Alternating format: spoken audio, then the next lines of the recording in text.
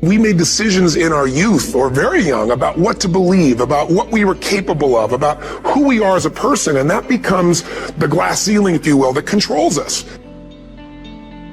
All of you have targets, things that you're after. If you're going to get a new result, if you're going to grow your business, if you're going to be able to support your mom, if you're going to get rid of the anxiety, if you're going to be able to overachieve and not have all that fear inside of you, you obviously need to get a new result. You're going to have to get new action. You don't get new results with old actions doing the same thing.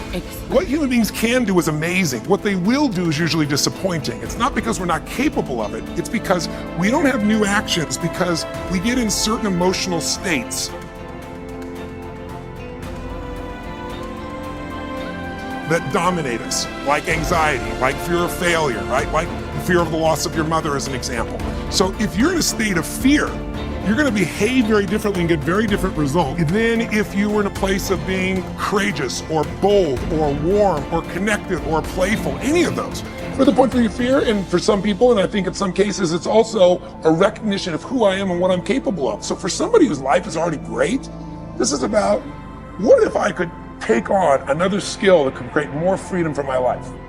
And just saying, I'm not having to go out and try and do it all perfectly right now. What I'm going to do for the next 8 weeks, I'm going to create a little ritual.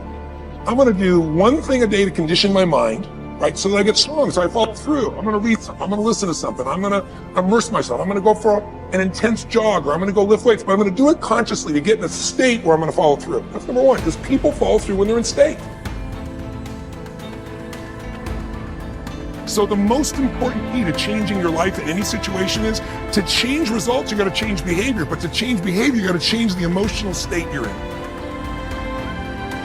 When things are bad, people think it's going to be bad forever.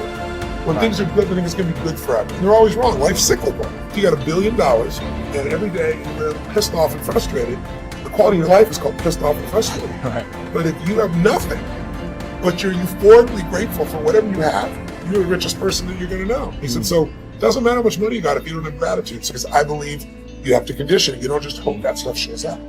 Think about it in your own life. Haven't you had some area of your life where you raised your standard and your life has never been the same?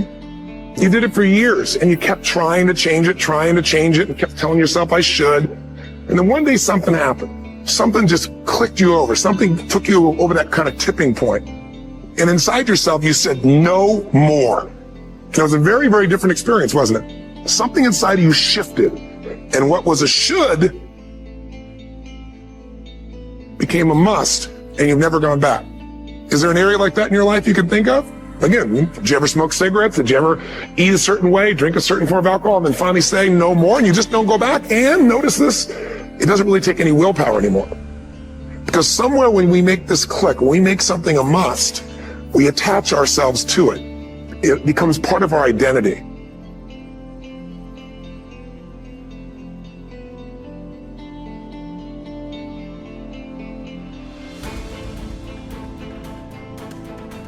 We are what we repeatedly do.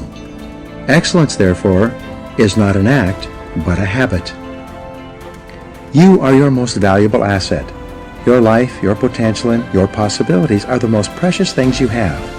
Thus, your great goal in life should be to fulfill that potential and become everything you are capable of becoming. Your ability to learn, grow, and fulfill your potential is unlimited. Today, people are graduating from high school and college in their 70s, learning new subjects and developing new capabilities. Your ability to learn and remember can continue throughout your life if you keep your brain alive, alert, and functioning at its best.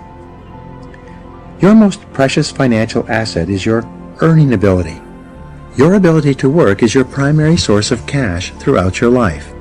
You could lose your home, your car, your bank account, and everything you own, but as long as you have your earning ability, you can earn it all back and more in the months and years ahead. Your biggest investment. Most people don't realize this. They take their earning ability for granted, but it has taken you your entire life to develop your earning ability. Every bit of education, experience, and hard work that you have invested in learning your craft and developing your skills has gone into building this asset. Your earning ability is very much like a muscle. It can increase in strength and power year by year as the result of regular exercise. Likewise, the opposite is true too.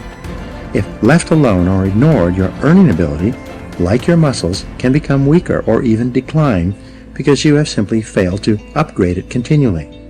In other words, your earning ability can be either an appreciating or a depreciating asset. An appreciating asset is something that grows in value and cash flow every year as a result of continual investment and improvement. A depreciating asset, on the other hand, is something that loses value over time and finally reaches the point at which it is written off, being of little or no further value. The choice is yours as to whether your earning ability is increasing or decreasing month by month and year by year.